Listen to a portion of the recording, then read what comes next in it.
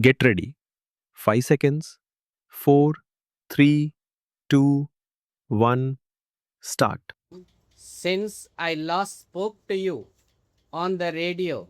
However, through my continuous travel in various parts of the country and through the groups of large numbers of individuals whom I meet in Delhi and elsewhere, I have continued to be in close touch with you all. Your support, your affection, and your trust enables me to serve India to the best of my ability. On my journey up and down the country, I have been glad to find that our people have shaken off their sense of defeatism and gloom. There is a new pride in being Indians. Indeed, it can be said that in the just completed, the nation has rediscovered its sense of purpose and potential strength. Some 18 months ago, our beloved country was on the brink of disaster.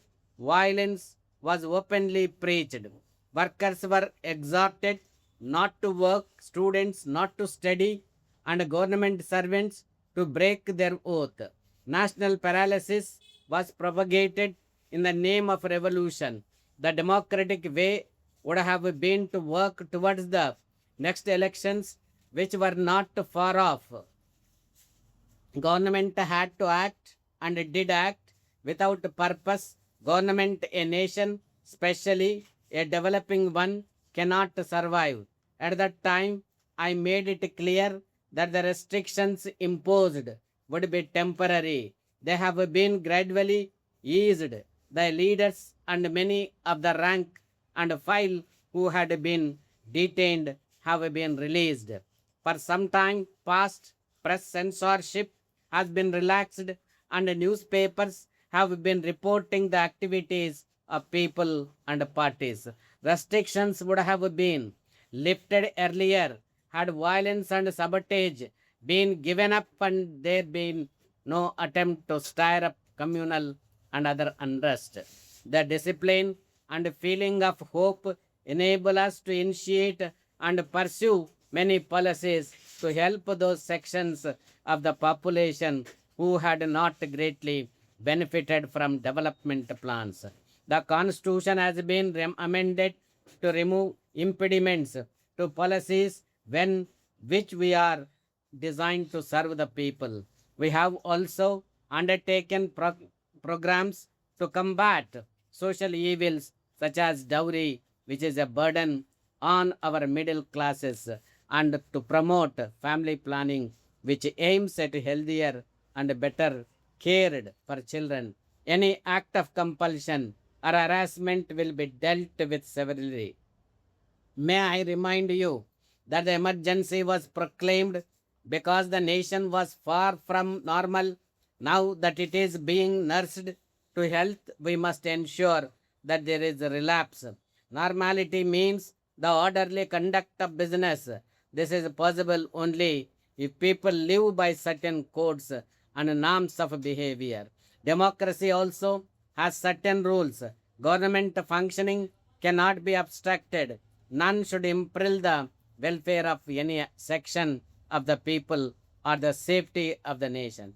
If India is to live and prosper, there can be no preaching of hatred, no practicing of violence, no encouragement of subversive activities or lowering of standard of public life. The economic situation has vastly improved. Others are studying our anti-inflation strategy. Production has increased thanks mainly to the new spirit of dedication which we see in our farmers, in our industrial workers, and in our scientists, technicians, managers, and administrators.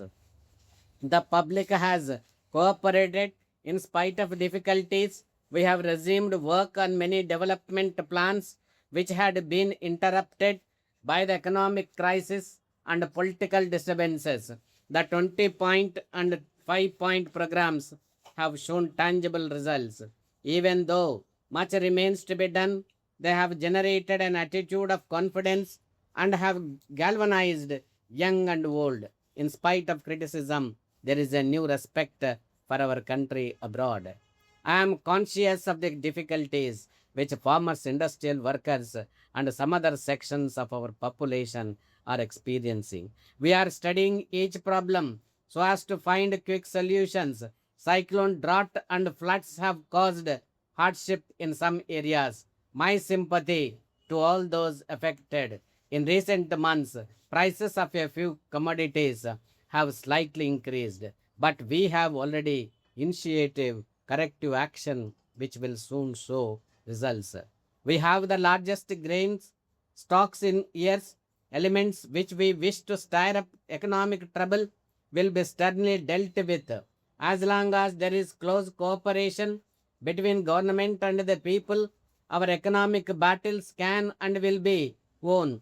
Anyone can see that today the nation is more healthy, efficient, and dynamic than it had been for a long time. The question now before us is how to restore substantively those political processes on which we were compelled to impose some curbs. Change is the very law of life. This is a time of great fluidity in the world. Contemporary society is beset with dangers to which developing countries are especially vulnerable. Hence, all changes must be peaceful. This is the legacy of our freedom struggle and of Mahatma Gandhi and Jawaharlal Nehru. Our system rests on the belief that government their power from the people and that they give expression to their sovereign will every few years freely and frankly by choosing government they want and by indicating their